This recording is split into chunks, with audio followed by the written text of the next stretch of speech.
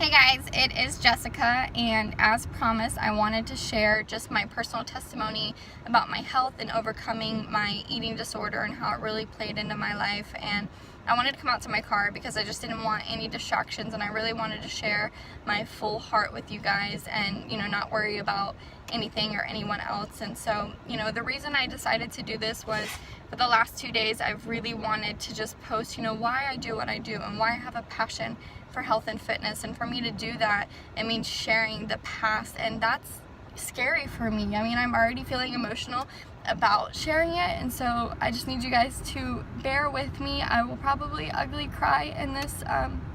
This was something that was very hidden in my life for so long, and I know my parents saw the tendencies. I know I had friends that saw the tendencies, and it wasn't until probably about 2 years that I actually came out about it and really started to expose it. And to be honest, I don't even know if I've ever looked at my parents in the face and told them that I had an eating disorder. I know that my dad struggled with bulimia growing up in his football and wrestling season, so I definitely believe it was an inequity in my family. But I'm going to try to keep this as short as I can, just for your guys' time and just to respect that. So just to jump right in, growing up I was very skinny as a child, so weight was never an issue. And in middle school I started to get teased, and I want to be vulnerable with you guys. I want to share every insecurity that played a part in this and how it really came, because I think recognizing the signs and the steps and how the enemy actually really works in this is important, and my job is to expose him. I'm so sick and tired of hearing what he's doing in the lives of our youth and people my age and even adults. No gender, this happens in boys and girls, it happens in any age group. No one is, they're not void from it. Anyone can suffer from this, so never make an assumption. And for the people that want to criticize, there's so much criticism in this world, people joking about people or making sly comments or mocking people. That is something that you absolutely need to stop. I'm going to call it out right now, because you have no idea what people have gone through. You have no idea what they do, why they do what they do. You have no idea their personal life, and if you feel the need to criticize someone, then you just need to go somewhere else. So that's just me calling you out right now before I start. And if you don't like this video, then I'm sorry. But anyway, so my journey, I grew up skinny, never had an issue. In middle school I started to get teased about my looks, my nose specifically. I definitely have that German nose, the cobble nose that I got from my father, and I got teased about it, and so I started to become insecure about my looks. That was the first thing. I felt ugly, I felt not good enough, and so then I moved to Florida in high school, and when I came to high school, I was in the popular group, and my best friend at the time, she was beautiful, soccer player, very athletic, very gorgeous, got lots of guys' attention, and I always felt below her because I didn't feel pretty as it was. I didn't see myself as pretty, I didn't project myself as pretty, and so I just really felt like no one really saw me as it was. And going forward, I started dating a guy at 15, and the only thing to do at that age is to go out to eat for your dates. And so we'd go out to eat a lot, and I started to gain weight, but at first I gained it in a good way. I became a little bit more curvy, and guys really started to notice me for those curves, obviously. And so it was a good thing at first, and I felt noticed and I felt important. And then of course, as you continue to eat, you go out, I gained more weight, and then I started to get a little chubby. And some of my friends started making comments about it, and it was always in a joking way. It was never like, hey, you're fat. And then I remember one guy made a comment about how I was the fat friend. And to most people's standards, I was 160 pounds, or I'm sorry, 140 pounds at that time. And to most people's standard, that wasn't really that chubby. But for me, a girl that normally weighed about 115, that was a lot of weight for me. I was about a size 9 pant at that time, and naturally I'm about a 1. And so, that was hard hearing that, and I knew it. I could see it in myself. And I remember I came home one night, and my mom made a comment about how my thighs were getting chubby. And I know that my mom's heart was good in that she was just trying to let me know, like, hey, you're gaining a little bit of weight.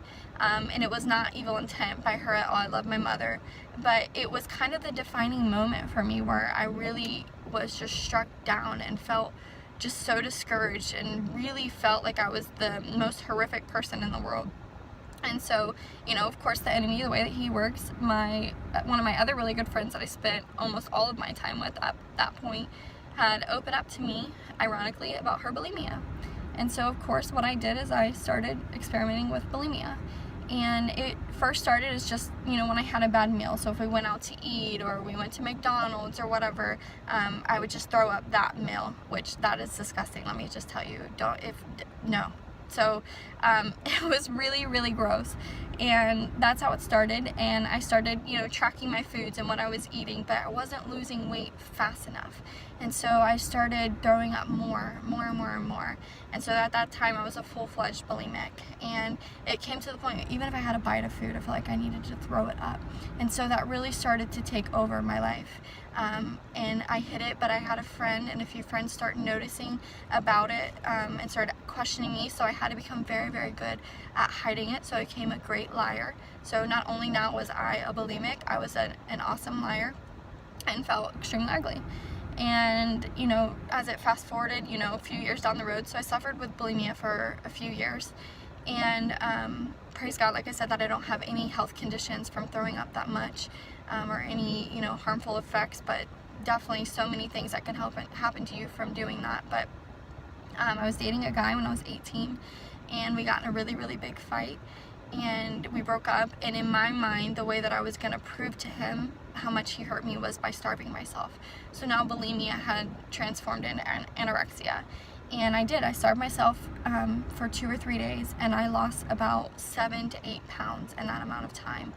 And I saw my scale go from 115 to 107 to 104 to 101, and I felt proud. That was an accomplishment. That was the fastest I had ever lost weight. I remember my hip bones were sticking out so much, and I loved it. And I felt like, this is awesome. Why didn't I starve myself more? Because this goes a lot faster than bulimia. And so then I started starving myself. And it got to a point where I would learn to train myself. So I would ignore my hunger pains.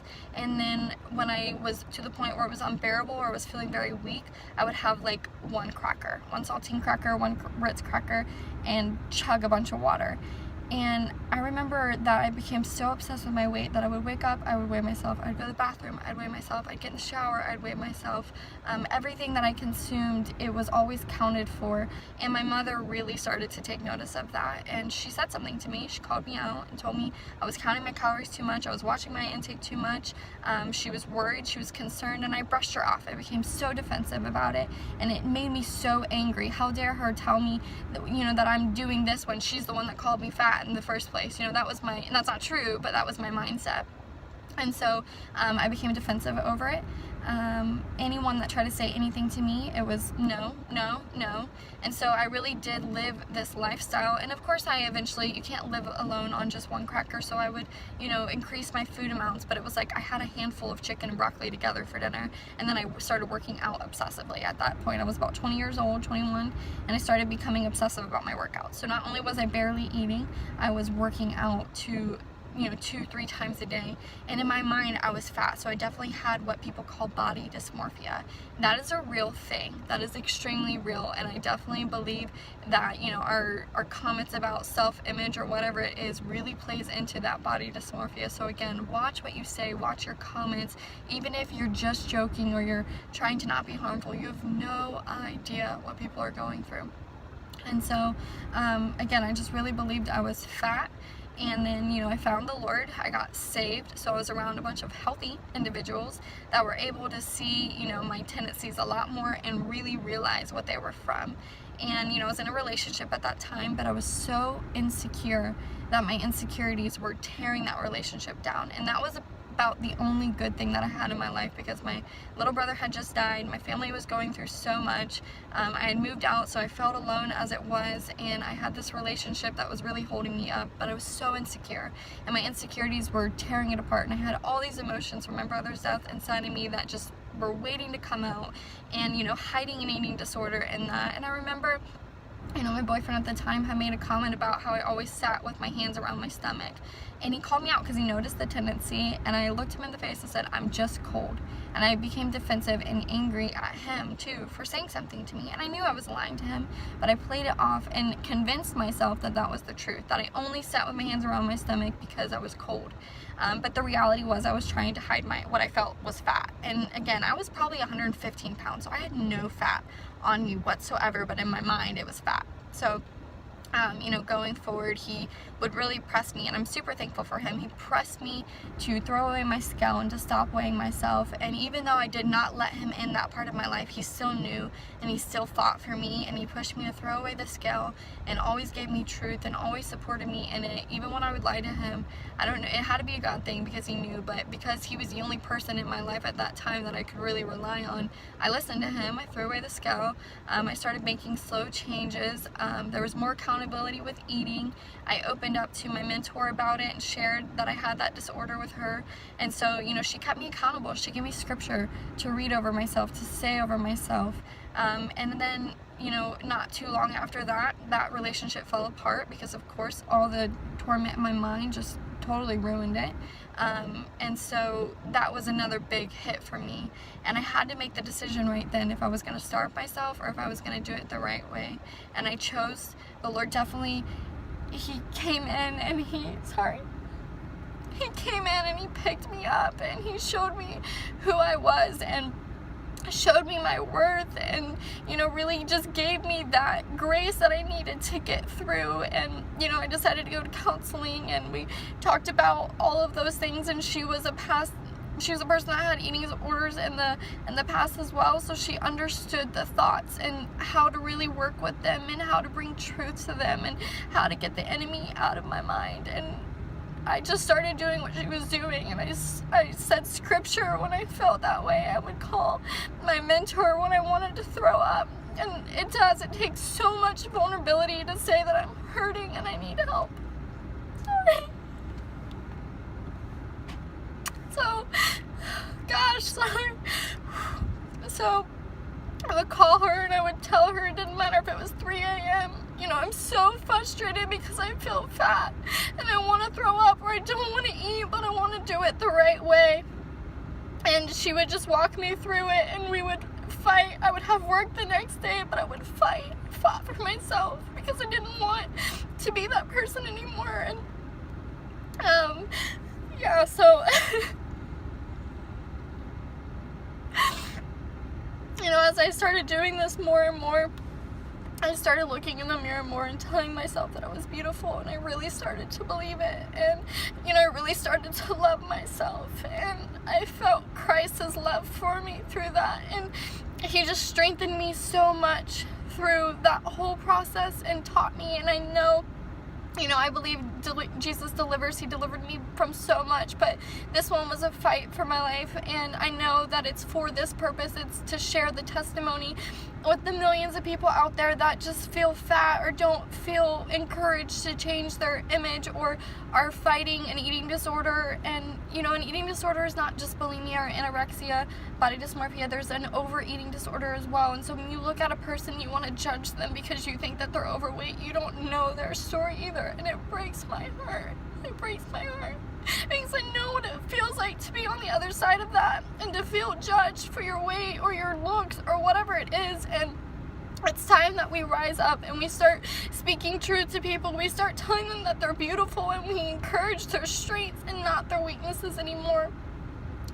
So anyway, over time I just started making steps to the right thing, and when I felt like I wanted to move away from food, I would move towards food instead of letting that control me. And I would speak out of my mouth that the enemy couldn't have me anymore, and that he wasn't going to control me with this anymore. And I would rather have more weight on me than to struggle with an eating disorder. And like I said, it was a process, but I eventually overcame it. And then, now overcoming that, there was some areas that I felt like I wanted to improve.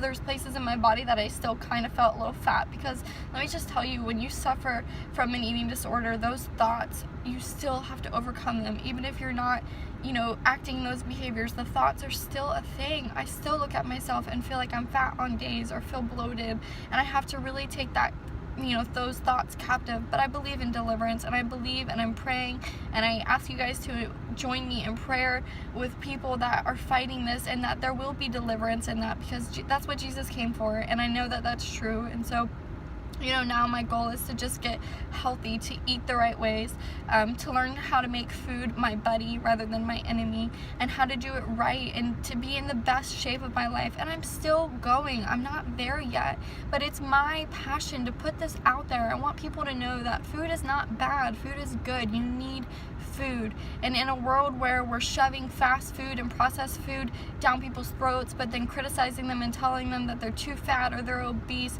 there are solutions and there are ways to do it. And we live in a world that sets you up for failure, but there is opportunity to grow and to be successful. And so that's my heart, that's my passion. Thank you for letting me share. Thank you for being so supportive through this whole journey and just following me. You know, I want to hear you guys' heart. I want to know what you guys are going through. I want to be that voice of reason for you. And if any of you guys are struggling with eating disorders or body image disorders, I encourage you just to reach out, if not me, someone, and let them hold accountable and begin to fight and take your life back, because you deserve it. You're so more than worth it, and you are beautiful. And that's another thing, as I grew in this journey, I look at myself and I think I am so beautiful now. There's not anything in me that I feel ugly about anymore. And if you get tired of my selfies, it's because I do. I feel beautiful enough to photograph myself. When I couldn't do that, I hated pictures. I love them now. And so, like I said, you never know why people do what they do. And so don't ever put someone down for anything that's negative in their life. Don't ever criticize. Just support people. People need to be loved. They need to know that they're seen. They need to know that they're important. So go out there and do that today. Thank you for letting me share my testimony. I hope you guys have a good rest of your day. God bless, and I love you all.